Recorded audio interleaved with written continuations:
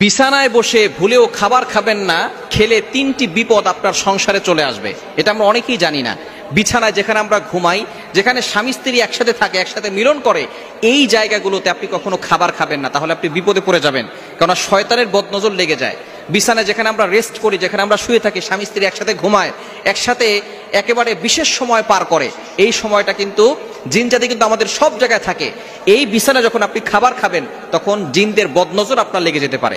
এক নাম্বার যে সমস্যা হবে সেটাই হচ্ছে আপনি জিনদের সমস্যার ভিতরে পড়ে যাবেন, আপনার রিজিকের ভিতরে বরকত কমে যাবে। আপনি জিনদের বদনজর যখন লেগে যাবে, তখন কিন্তু বদনজর পড়ার কারণে আপনার রিজিকের ভিতরে বরকত কমে যাবে, রিজিকের ভিতরে কোনো বরকত থাকবে না। এজন্য অবশ্যই যদি রিজিকে বরকত পেতে চান, আপনি বিছানায় খাবার খাবেন না। নবীজি সাল্লাল্লাহু আলাইহি সাল্লাম কখনো বিছানায় খাবার খেতেন না। নবীজি সাল্লাল্লাহু আলাইহি সাল্লাম দস্তরখানা বিছিয়ে খাবার খেতেন, এবং যেই ঘরে ঘুমাতেন সেই ঘরে তিনি খাবার খেতেন না। তিনি পাশে একটু আলাদা করে, আপনি ফ্লোরে খেতে পারেন, অথবা আপনি ডাইনিং এ খেতে পারেন, অথবা আপনি অন্য একটা রুমে খেতে পারেন। নবী সাল্লাল্লাহু আলাইহি ওয়াসাল্লামের সুন্নতকে বাস্তবায়ন করার জন্য আপনি নিচে বসে খেতে পারেন দস্তরখানা বিছিয়ে, এটা খাওয়া সুন্নত।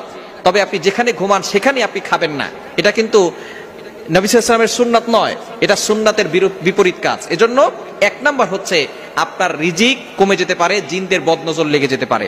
দুই নাম্বার হচ্ছে যে যারা বিছানায় বসে খাবার খায়, তাদের অসুস্থতা সব সময় লেগে থাকে।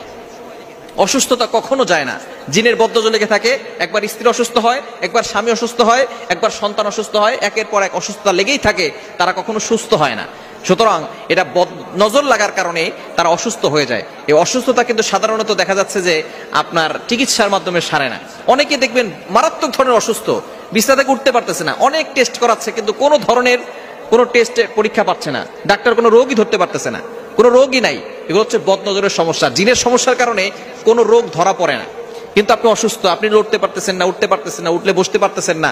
এই ধরনের সমস্যাগুলো বদনজরের কারণে হয়, জিনের আসরের কারণে হয়। এজন্য বিছানায় বসে খাবার খেলে আপনি অসুস্থ হয়ে যাবেন। আপনি অসুস্থ হবেন, একটু সুস্থ হবেন, আপনার স্বামী অসুস্থ হয়ে যাবে, অথবা আপনার স্ত্রী অসুস্থ হয়ে যাবে, আপনার সন্তান অসুস্থ হয়ে যাবে। এজন্য যারা বিছানায় খায় দেখবেন তাদের অসুস্থতা লেগেই থাকে। এবং তিন নাম্বার যে সমস্যাটা, সেটা হচ্ছে স্বামী স্ত্রীর ভিতরে ঝগড়া লেগেই থাকে। স্বামী স্ত্রীর ভিতরে মিল মহব্বত থাকে না, সব সময় ঝগড়া লেগেই থাকে। ছোটখাটো বিষয় নিয়ে ঝগড়া করতে করতে অনেক বড় বিষয় চলে যায়।